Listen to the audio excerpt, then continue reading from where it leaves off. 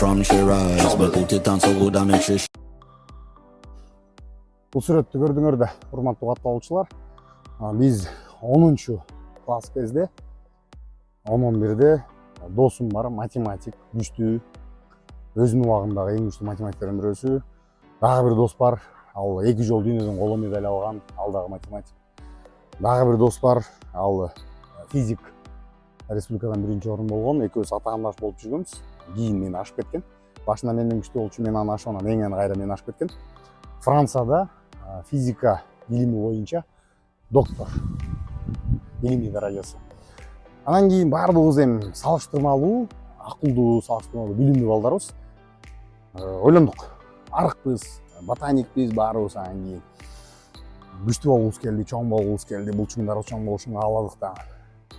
Сүйлөшүп отуруп анан Максат деген досум айтып атпайбы, жүгүрсөң бутуң иштейт. Анан жаңы эле бул жерден турникке тартынсаң, анан тетиги Брусия деген бар да, ошондон отжимание жасасаң, болду, өйдө жак кетет, бияктан ылдый жак кетет дагы. Ушинтип машыга берсек эле баардыгыбыз булчуңдуу болуп, баатыр болуп мындай жеткана жатып калабыз депчи. Машыга бердик, жүгүрө бердик, жүгүрөбүз, турникке тартынабыз, жүгүрөбүз, турникке тартынабыз, анан кийин отжимание кылабыз Брусиядан. Бирок салмак кошулган жок, ошо бойдон эле арыкпыз. Болгону баягы булчуңдарың бөлүнүп баштайт. Көрсө, кийин мишке келгенден кийин тренер менен сүйлөштүм. Тренер менен сүйлөшүп, тренер айтып берди мага. Денеге булчуң байлаш үчүн, булчуңдарды чоңойтуш үчүн темир көтөрүш керек. Мына штанга көтөрүш керек, культуризм менен машыгыш керек. Анан айтып берди магачы. Көп нерсени айтып берди да, калорияны эсептеш керек, углеводду эсептеш керек, протеинди эсептеш керек, андан кийин витаминдерди алыш керек. Мисал үчүн, эгерде булчуң өсүш үчүн протеин жетпей калса, протеин деген эт, быштак, жумуртка, фасоль, горох, соя, тооктун эти деген сыяктуу балык, ушундайды бир өзүңдүн салмагыңа жараша, ала турчу, өзүң көздөгөн максатыңа жараша, ал жерден 200 грамм жейсиң, 300 грамм жейсиң. Мисал үчүн мен азыр 1 килограмм күндө эт жейм. Анан күрүч жешим керек, кыскасы. Ушинтип тамакты айтып берсе эле мен баягы ушунун баарын кантип жейсиң деп ойлоносуң да. Дагы бир нерсе бар, мисалы 5 граммдан, эгер бир күндө 5 граммдан туз ашып кетсе, бетиң шишип баштайт, бетиң тоолонуп баштайт. Орозонун алдында мен бетим топ-тоолук болуп кеткен, анткени командировкаларга барганда кафелеп жүрөсүң, кафелеп жүргөндө кафеге тамакка тузду аябай кошот, специялерди кошот. А туз болсо денеге суу кармайт, ошондо бетиң шишийт, бөйрөк майларың чыгат, урсагың чыгат деген сыяктуучу.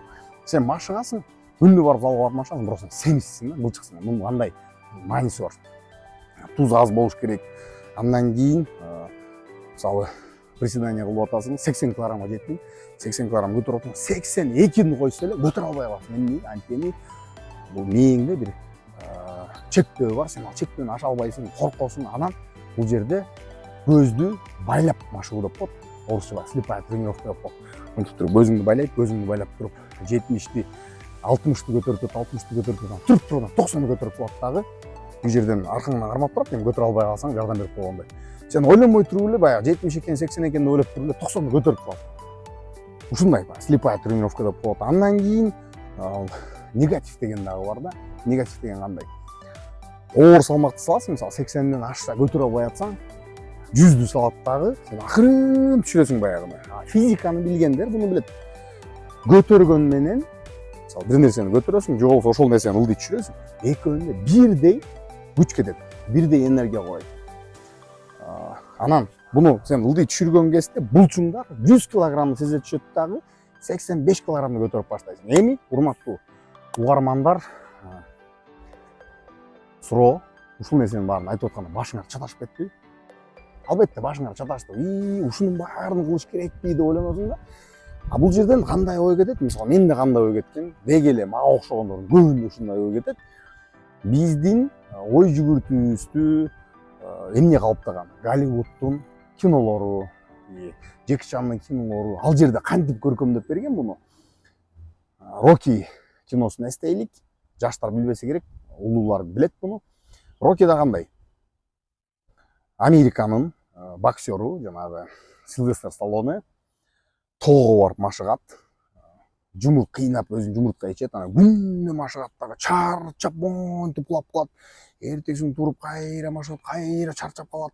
А берки Иван Драго, анын атаандашы, Советтер Союзунун боксеру, аны болсо бир канча медиктер, доктурлар баягы ийнине дарыларды сайып, анан бир нерсени бир аппаратты урат да ал жерден канча күчү экенин эсептешет. Анан ошого жараша витаминдерден саят, дарылардан саят. Ошентип анан баягы машыктырып, анан эң аягында тиги химик допингтерди аябай допингтерге толгон Иван Драго менен Рокки Бальбоа экөө мушташкан кезде Рокки аны жеңип атпайбы? Эми биздин аң сезимибизди ушундай кинолор менен, китептер менен, окуган китептер, анан элдердин айткан сөздөрү менен биздин аң сезимибиз калыптанып калган ой жүгүтүбүз. Бирок чын-чынына келгенде, эгерде калорияны эсептебесе, эгерде жетишээрлик протеин албаса, эгерде туура тренер менен машыкпаса, анан дагы бир нерсе бар. Сен күнүнө машыгышың мүмкүн, күнүнө туура тамактанышың мүмкүн. Бирок күнүнө бир булчуңду иштете берсең, ошол эле булчуңду машыктыра берсең, ал булчуң бир деңгээлге жетет, ары өспөй калат. Байкасаңар, кара жумуш жасагандар, күнүнө кара жумуш жасагандар арык болот. Мисалы үчүн булчуңдуу кара жумуш жасаган аз. Не себеп менен анткени булчуң бир деңгээлге жетет да дальше андан ары өспөй калат. Эми бул жерден мен эмне айткым келип атат?